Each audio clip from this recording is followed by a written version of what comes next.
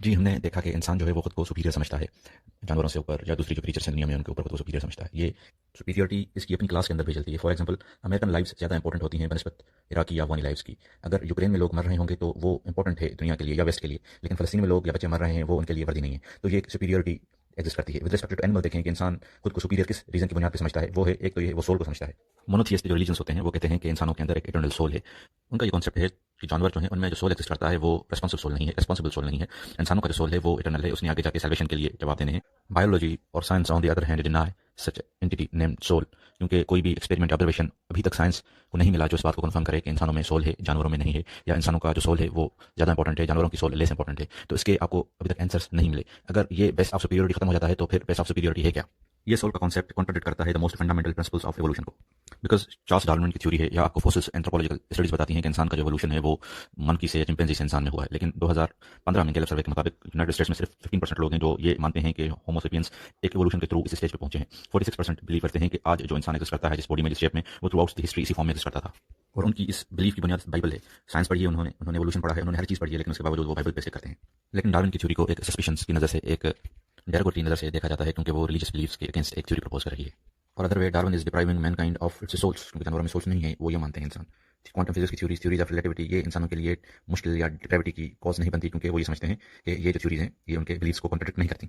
जो दूसरी layer superiority इंसानों को जानवरों के ऊपर मिलती है या आम इंसानों को दूसरे इंसानों के ऊपर मिलती है, वो ये होती है कि इंसान के पास कॉन्शियस माइंड है। अमेरिकन सोल या अमेरिकन लाइफ ज़्यादा इंपॉर्टेंट इसलिए है क्योंकि उसके पास कॉन्शियस माइंड है, उसका एक रोल है प्ले करने का दुनिया में। अफगानी जिंदगी, अफगानी लड़का लड़की इसलिए इंपॉर्टेंट नहीं है क्योंकि ही और she has no any role into the great cosmic plan of the god of the world.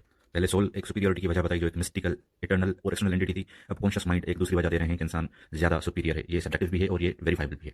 इंसान जानवरों से इसलिए सुपीरियर है क्योंकि उसके अंदर सेंसेस होते हैं। मशीन्स में, जानवरों में सेंसेस नहीं होते। इंसानों का सुपीरियरिटी क्लेम करने के लिए ये दावा है। मशीन से ज़्यादा सुपीरियर इसलिए है, मशीन का बॉस इसलिए बन सकता है क्योंकि मशीन में सेंसर है, इंसानों में सेंसेस हैं।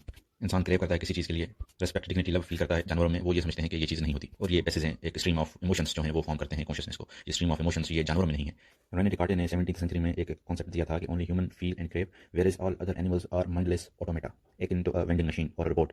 मतलब इंसान को जब कोई दर्द होगा तो उसका दर्द जेन्युइन होगा, while when a man kicks a dog, dog experiences pain और ही हाउल्स। तो डिकार्टे का आइडिया ये था कि उसकी जो हाउलिंग है, उसका जो रिएक्ट करना है वो एक ऑटोमेटिक है, जैसे कोई वेंडिंग मशीन या रोबोट हो। और वो जानवरों को ऐसे ट्रीट करते थे जैसे कि किसी वेंडिंग मशीन या रोबोट को ट्रीट करते हैं। उसको विदाउट एनेस्थेसिया ऑपरेट करते थे क्योंकि वो समझते थे इसको दर्द नहीं होता, ये इमोशंस नहीं रखता। ये तो जाके 1950s में हेरोलो के एक्सपेरिमेंट से हमें मालूम हुआ कि जानवरों में इमोशंस भी होते हैं। इसलिए the best of superiority consciousness वो भी यहाँ पे डाई कर जाता है, डाई डाउन कर जाता है। एक एक्सपेरिमेंट कंडक्ट किया गया जिसमें कुछ रेड्स को वाटर कंटेनर में डाला गया। ये ऑब्जर्व किया गया कि वो जो रेड्स थे वो 15 मिनट तक स्ट्रगल कर रहे थे। 15 मिनट के बाद उन्होंने स्ट्रगल करना छोड़ दी और उन्होंने फ्लोट करना शुरू कर दिया वाटर सरफेस पे। फिर उनको बाहर निकाला गया। नेक्स्ट टाइम उनको फिर पानी में डाला गया तो वो स्ट्रगल कर रहे थे। 14वें मिनट पे उनको पानी से निकाला गया। फिर तीसरे एक्सपेरिमेंट में उनको डाला गया तो फर्स्ट एक्सपेरिमेंट में उन्होंने 15 मिनट में गिव अप किया था, तो इस थर्ड एक्सपेरिमेंट में उन्होंने 17 मिनट तक स्ट्रगल किया। क्यों? क्योंकि उनके माइंड एक ऐसे हार्मोन को रिलीज कर रहे थे जो उसको होप दे रहे थे। और एक इसमें ये मालूम हुआ कि उनको एक मेमोरी भी थी कि भाई जैसे सेकंड एक्सपेरिमेंट में लास्ट टाइम एक इनविजिबल हैंड ने आके हमें हेल्प आउट किया था, तो इस टाइम भी एक इनविजिबल हैंड आके हमें हेल्प आउट कर सकता है, इसलिए हमें थोड़ी देर कोशिश करते रहना चाहिए। इससे ये साबित हुआ कि जानवरों के पास मेमोरी भी है और जानवरों के पास इमोशंस भी हैं। फॉर एग्जाम्पल होप है, डिस्पेयर है। वो डिस्पेयर में उन्होंने स्ट्रगल करना छोड़ी नहीं, होप में बढ़ाई। इसी तरह सेंटिनो एक चिंपैंजी है जो स्वीडन में किसी जू में था, तो वो प्लान करता था कि मुझे विजिटर्स को कैसे एंटरटेन करना है या उनको कैसे हर्ट करना है। इसी तरह 1904 में जर्मनी में एक क्लेवर हंस का घोड़ा था जिसको समझा जाता था कि इसकी इंटेलिजेंस मैच कर जाती है इंसानों की इंटेलिजेंस से। उस पर एक्सपेरिमेंट होते थे। वो मैथमेटिकल एक्सप्रेशंस लाइक 2+2 सही आंसर करता था। और वो कैसे करता था? वो ऑब्जर्व करता था बिहेवियरल पैटर्न इंसानों के। अगर उससे कोई पूछता था 2 और 2 कितने होते हैं, तो वो जमीन में पाँव मारता था, फिर उनके इमोशंस को ऑब्जर्व करता था। जैसे वो 4 के करीब होते थे तो उनके चेहरे पे जो एक्साइटमेंट होती थी या फिर टेंशन होती थी उसको ऑब्जर्व करके वो उतने अपने रुक जाता था। इस लेवल की जीनियस टेंडेंसी आपको इंसानों में भी नहीं मिलेगी। अगर आप किसी चाइनीज से पूछेंगे 4+4 कितने होते हैं तो आप वो अंडरस्टैंड नहीं कर पाएगा अगर कोई रशियन उसको बता रहा हो।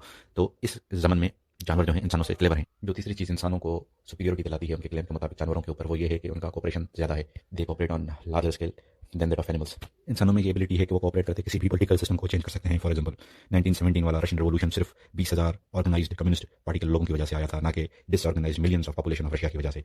1965 में रोमानियन रेवोल्यूशन जिसने 40 साल हुकूमत को टॉपल किया, वो एक बंदे की बू की वजह से आया था। He booed in front of that dictator, that movement was captured on TV and the nation watched that boo and the revolution erupted on the street of Romania. ये चीज़ जानवरों में नहीं होती। The most sophisticated pattern of cooperation जो है वो आपके यहाँ बीज में मिलता है, लेकिन कभी भी आपने ये नहीं देखा होगा कि बीज ने मिलकर अपनी रानी को हटा दिया क्योंकि वो अनएबल थी टू प्रोड्यूस मोर हनी और to organise the tribe. Natural मौत के बाद ही कोई न्यू क्वीन एक बी कॉम्ब में जन्म लेती है या चुनी जाती है। जानवरों में कॉपरेशन इंटीमेट एक्वेंटेंसेस की बुनियाद पे होता है। इंसानों में कॉपरेशन उनकी नीड्स की वजह से होता है, उनके एम्स की वजह से होता है, उनकी मिथ्स और बिलीफ्स की वजह से होता है। फॉर एग्जांपल कोई भी रिलीजन बाइंड करता है बिलियन ऑफ पीपल को। एक मिथ हो उसमें यकीन ना भी रखते हो, फॉर एग्जांपल आईपीएल की एक टीम है, उसको लोग फॉलो करते हैं एक मिथ की बुनियाद पे, एक कंस्ट्रक्टेड रियलिटी की बुनियाद पे।